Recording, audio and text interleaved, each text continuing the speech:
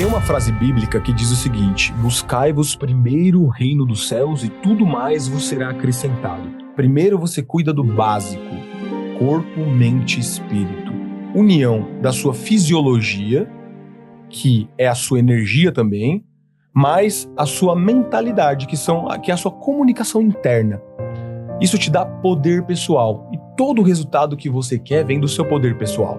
Se a pessoa não está ganhando dinheiro, é porque ela está sem poder pessoal para fazer dinheiro. Se o cara não está conquistando mulher, é porque ele está sem poder pessoal para conquistar a mulher. Porque se ele tem poder pessoal, ele tem criatividade, ele tem ideia, ele tem espírito de liderança, ele tem entusiasmo e ele vai fazer alguma coisa para resolver aquela situação. Se ele não está resolvendo, é porque ele está sendo improdutivo, está sem poder pessoal.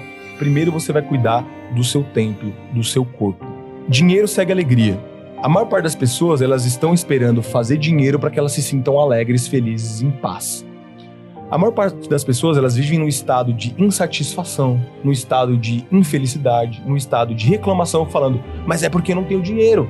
Quando eu tiver dinheiro, eu vou poder ficar grato, eu vou poder ficar em paz.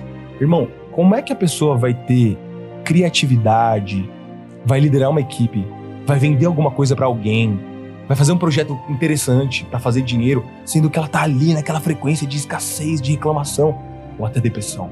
Então, primeiro, buscai-vos o reino dos céus. O que é isso? Cara, dorme bem, bebe bastante água, faz atividade física, medita e lê livros para trabalhar a mentalidade. Começou daí, buscou o reino dos céus, irmão, pode ter certeza que a partir dessa nova frequência, tudo vai acontecer.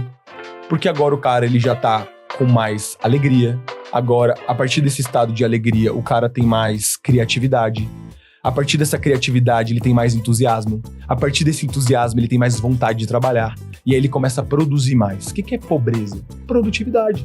O cara que não tá fazendo dinheiro é porque ele não está produzindo dinheiro. Ah, eu tô trabalhando muito, mas trabalhar é diferente de produzir.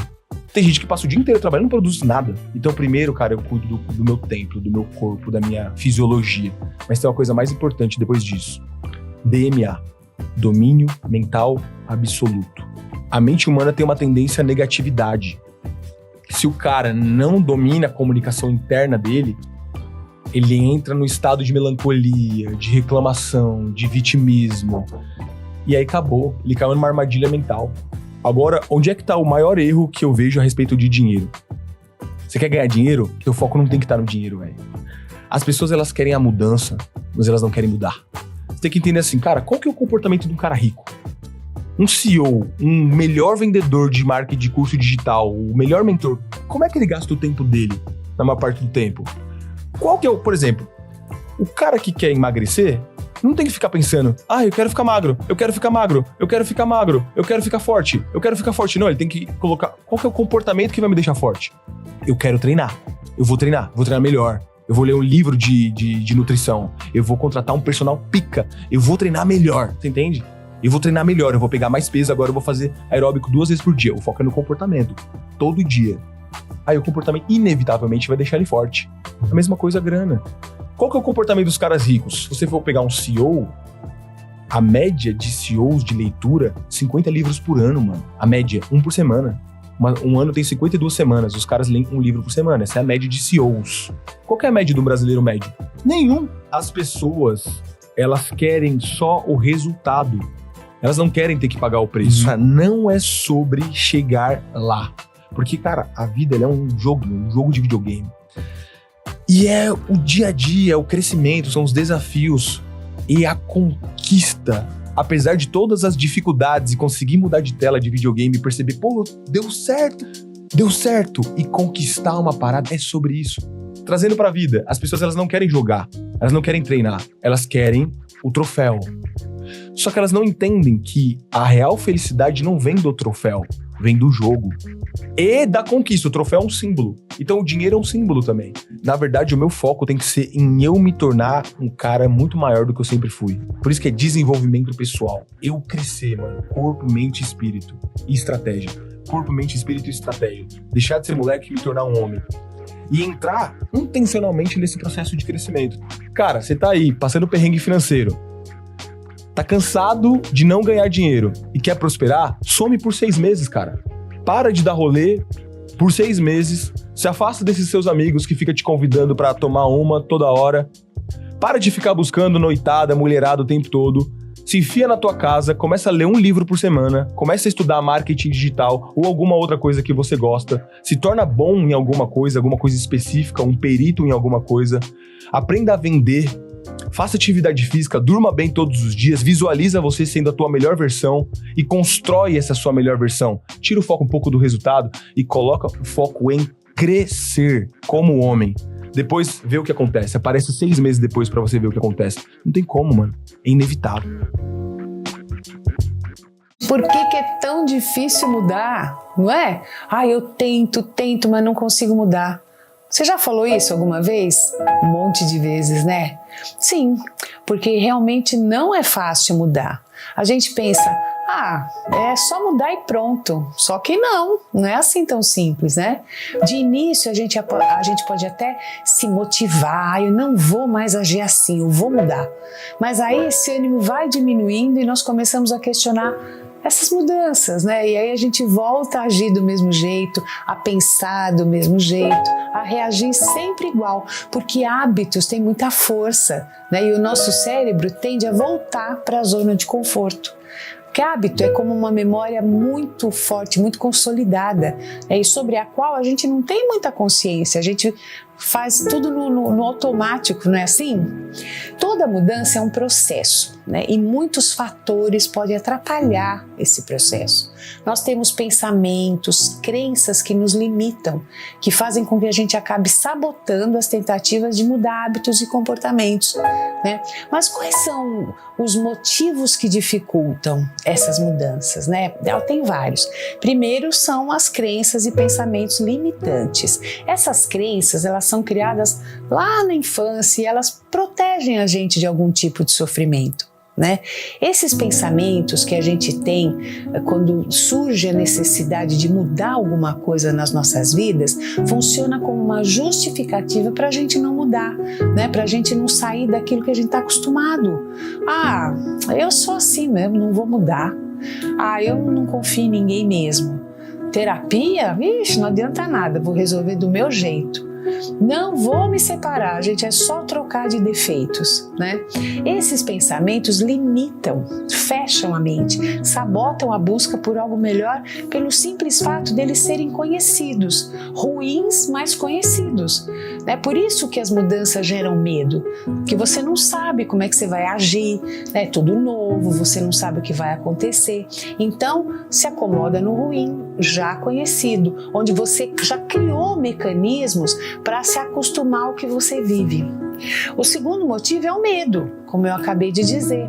Medo de ficar pior do que estava, medo de se arrepender, medo de se sentir fragilizado, né? Sair fora da zona de conforto, medo de não manter as mudanças que promoveu, medo da mudança em si. O terceiro motivo, gente, é a falta de motivação, né? Porque a motivação é essencial para você conseguir mudar hábitos ou comportamentos. Você precisa realmente entender que aquele hábito é ruim ou que tal comportamento prejudica a tua vida amorosa, familiar, social, entende? Essa consciência do prejuízo deve estar forte o suficiente para te motivar a promover mudanças, a tentar mudar. O quarto motivo é a resistência às mudanças. Esse é outro fator que dificulta muito, que é muito comum, né? Que a gente acredita que não precisa mudar, que dá para viver desse jeito, mesmo não sendo, sabe, o que você deseja. O quinto motivo são as tentativas frustradas. Elas nos fazem ter dúvidas sobre sermos ou não capazes de promover mudanças duradouras e manter o que a gente mudou. Já tentei, depois voltei atrás. Não adianta, eu vou morrer desse jeito, não tem jeito. Ninguém, nada pode me ajudar. Eu nunca vou ser feliz comigo mesma. Vocês percebem quantos nãos e nuncas existem nessas falas? Como é um discurso negativo para baixo? É porque ele é limitante, ele é fechado. E nós estamos em constante movimento, né? Nós temos experiências novas o tempo todo, através das pessoas, através dos acontecimentos. Nós estamos sempre em desconstrução, reconstrução, nós evoluímos, né? E nós mudamos de opinião. O que costumava ser bom, às vezes deixa de ser, não é assim? É a vida. Por isso, gente, a gente tem que deixar o excesso de rigidez de lado, e olhar as coisas por outros ângulos. É isso que faz a gente amadurecer e desenvolver novas maneiras de encarar situações, sabe? São novos olhares e outros enfoques para a mesma situação, trocando de lugar, né? Eu sou ciumento demais, eu desconfio de todo mundo. Quando me magoam, eu me fecho e me afasto. Eu sou muito boba, todo mundo abusa de mim, será que eu não vou mudar nunca? Que memórias estão envolvidas nessas queixas, né, gente? Quais são os gatilhos que são acionados para você repetir sempre o mesmo comportamento que te prejudica?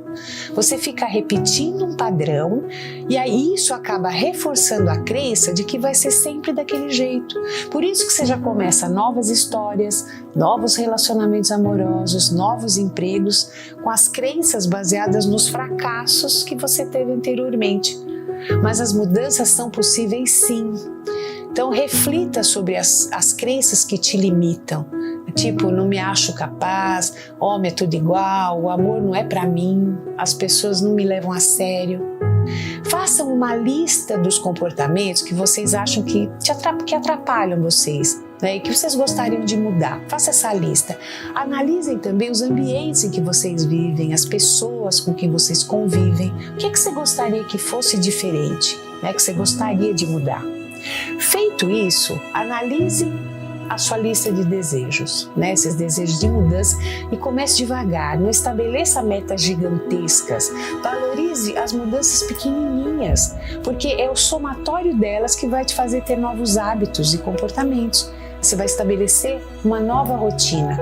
Então, comece por um novo hábito, por vez, bem pequenininho, e repita até ele se tornar rotina. Aí você pode mudar para outra coisa. É estabelecendo uma rotina que esse comportamento se solidifica, né? E aí você parte para outras mudanças. Se você tiver muita dificuldade para fazer isso, uma terapia pode te ajudar a empreender essas mudanças que você julga necessárias. Mas vejam, gente, mudar é difícil sim, né? Mas nós somos seres em constante evolução, constante, né? Em transformação. E sempre existe a possibilidade da gente melhorar. E sabendo que não é fácil mudar, como é que a gente ainda quer mudar o outro, né? Olha, eu acho muito legal ficar essa reflexão. Tá bom? Um grande beijo, espero que vocês façam essa lista, peguem uma coisinha por vez e vão modificando. O quanto você se ama. Aliás, perguntar se você se ama seria uma pergunta muito boba, mas o quanto você se ama? Se você pudesse dizer a respeito de uma nota em relação ao quanto você se valoriza, ao quanto você se leva a sério, que nota você daria? De 0 a 3, sua autoestima não anda lá muito bem. De 3 a 7, tá mediana. Ou de 7 a 10, você é apaixonado, apaixonada por você mesmo. Bom, na verdade, autoestima tem repercussões fortíssimas em qualquer área da vida. Se formos pensar nos problemas humanos, praticamente todos eles, sejam problemas nas relações, sejam problemas físicos, sejam até mesmo problemas profissionais, todos eles têm algum pontinho relacionado com a falta de autoamor. Autoestima é uma certeza com origem interna de que se é apropriado à vida, de que se é valioso sendo quem se é e de que se pode crescer, aprender e mudar com total chance de ser feliz e de ter sucesso. Autoestima é uma certeza com origem interna. E eu queria perguntar para vocês, me digam, quando você pensa nesta frase, tudo demais é, como completaria? Muita gente completa com tudo demais é sobra, tudo demais é excesso, tudo demais é prejudicial. E eu pergunto para vocês, será que tudo, exatamente tudo demais é sobra?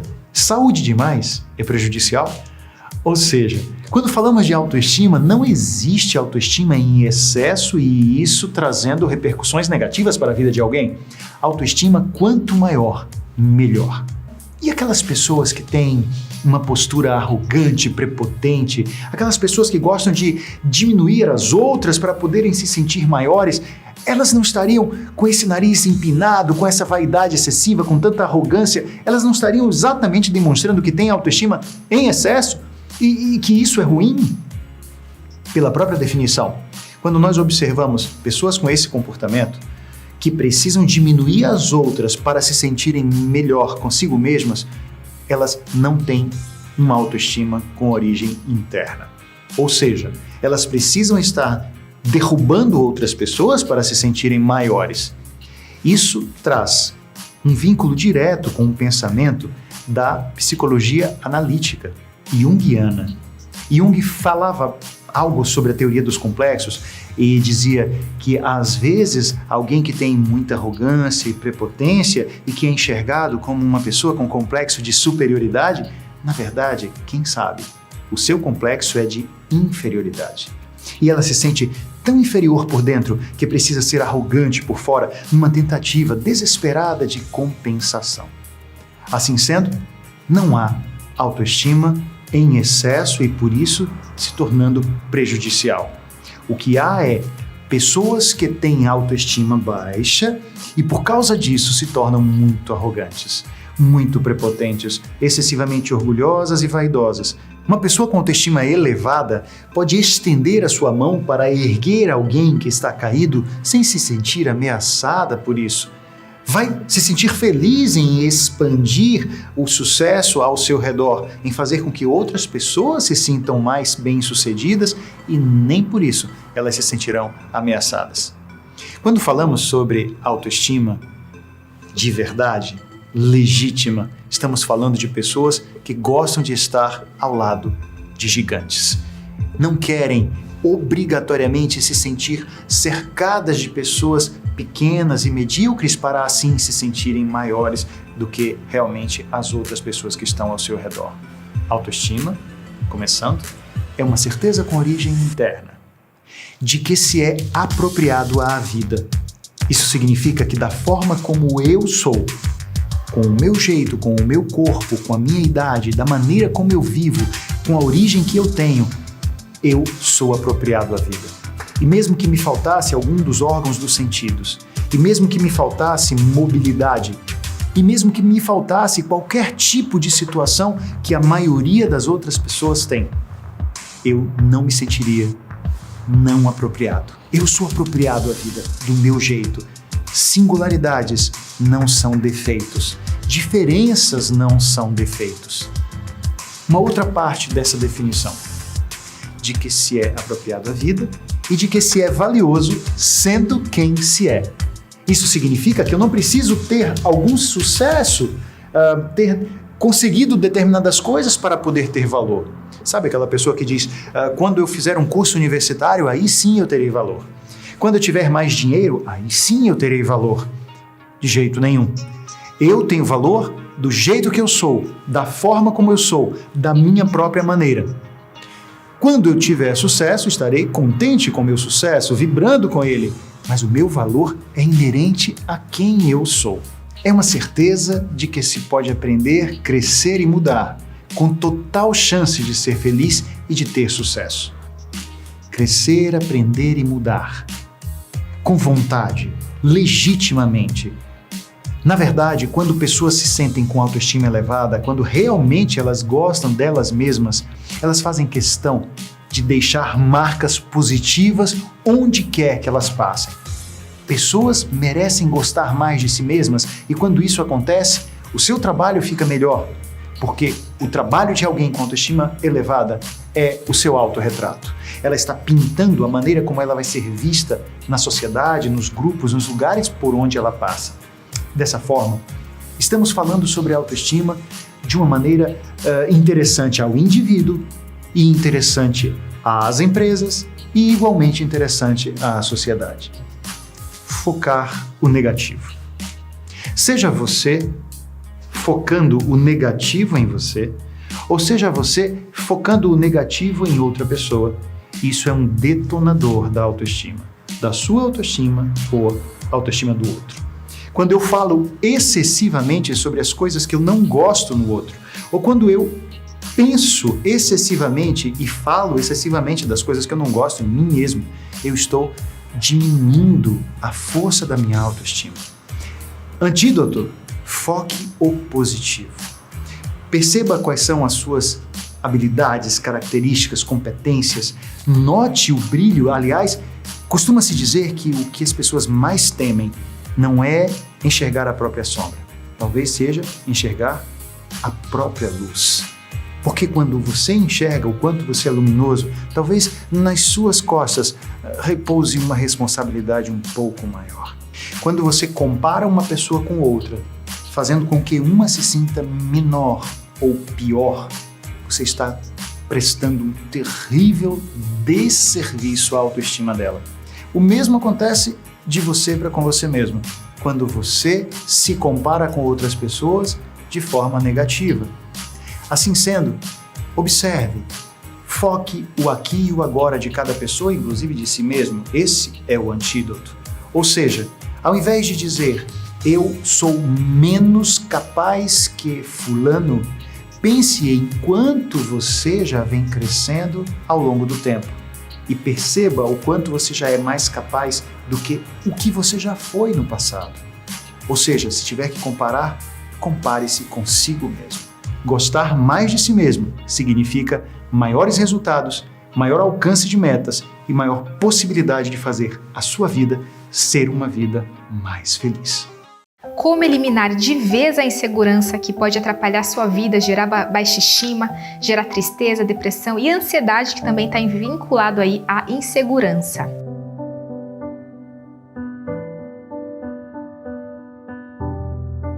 E hoje eu vou passar para você aqui 3 dicas principais para você liberar e eliminar de vez essa insegurança que atrapalha a sua profissão, atrapalha a sua vida pessoal e sua vida familiar.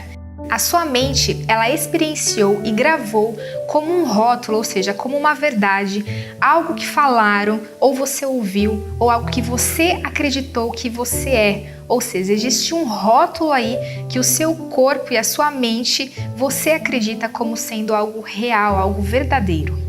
E isso é muito importante você fazer o quê? Uma desconstrução desses rótulos que ocorrem na sua vida. Rótulos, como assim? Rótulo do seguinte, você faz, por exemplo, uma pessoa disse pra você, nossa, seu cabelo não tá legal hoje, seu cabelo tá feio, ou você tá gorda, ou um comentário que fizeram pra você.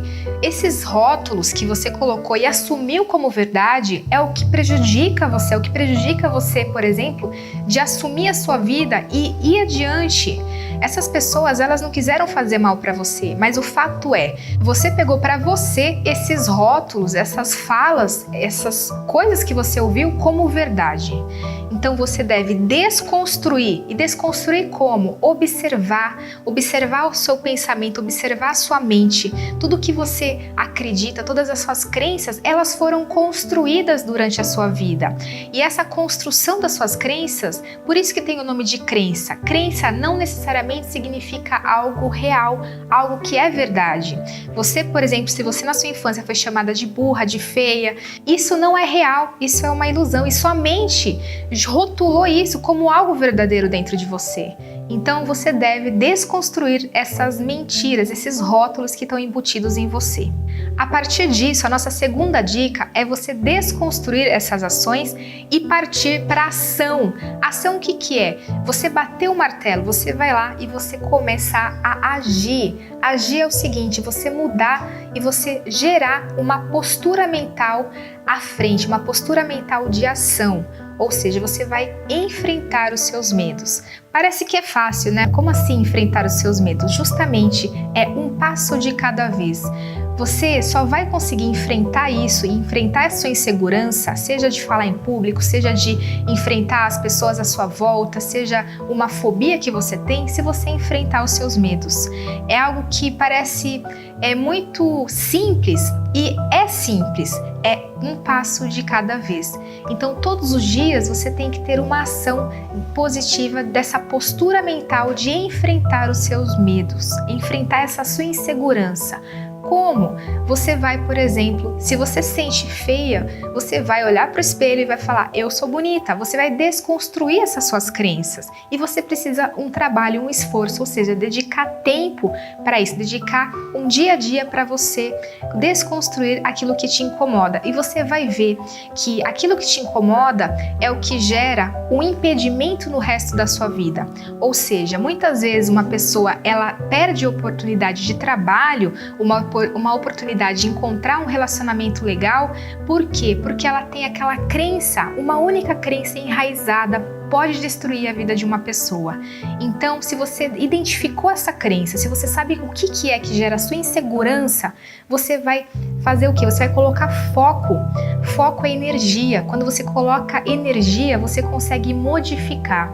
Então, eu quero que você, a partir de agora, pergunte para você mesmo: o que eu posso fazer para mudar essa minha insegurança?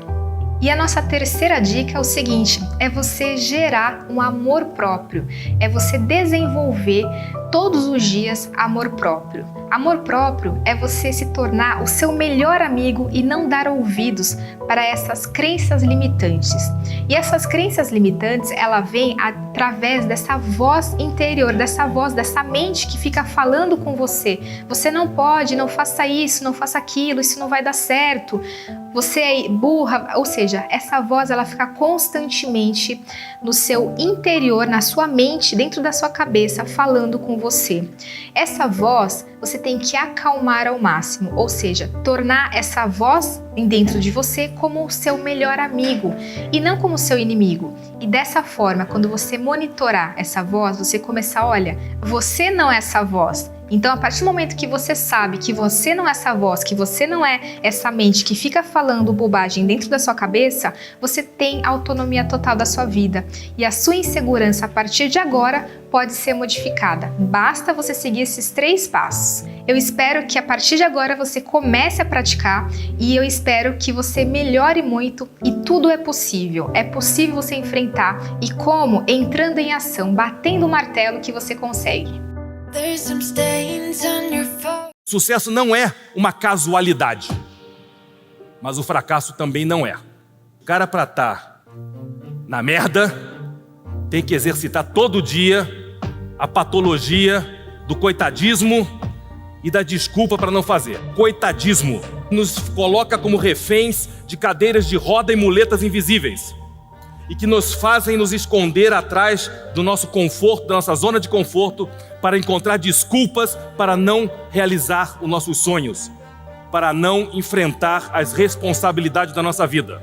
E quero dizer que a vida faz uma grande diferença com 2 letras, o O e o U. Você tem que escolher se você quer ser fodido ou quer ser fudido. Essa é uma decisão que cabe a cada um, de assumir a responsabilidade sobre as suas missões, sobre as suas tarefas, sobre os seus projetos, sobre os seus sonhos. Quando alguém quer te desencorajar a fazer alguma coisa, ele usa de argumentos espetaculares. Quem destrói sonhos não são os seus inimigos, as pessoas que têm inveja de você. São as pessoas com quem você mais confia. São seus pais, seu namorado, sua namorada, seu marido, sua esposa, seu pastor na igreja.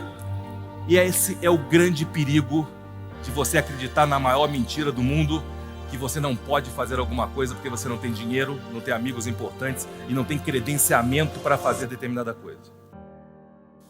Enquanto a grande maioria joga pedra, enquanto a grande maioria sabe criticar, o importante é a gente ter uma visão de experiência. O labirinto é um lugar que você não sabe onde está a saída. Mas não importa onde está a saída do seu labirinto. Importa você aproveitar cada passo dentro do labirinto e aproveitar a experiência que você acumula nesses processos da tua vida. Porque são as pessoas que tomam decisões, são as pessoas que fazem as coisas acontecerem, mas também são as pessoas que encontram desculpas para que elas não aconteçam. A vida é conectar pontos. A vida é fazer com que a sua realidade possa ser transformada se você acreditar em você mesmo. Nós, para sermos bem-sucedidos, temos que reconhecer que a felicidade precede o sucesso. E para ser feliz, nós temos que nos sentir protagonistas das nossas vidas. Nós temos que sentir que nós temos controle das coisas que nós fazemos. Nós temos que nos sentir rockstars da nossa vida, dos nossos negócios, mesmo que nós não saibamos como tocar uma guitarra.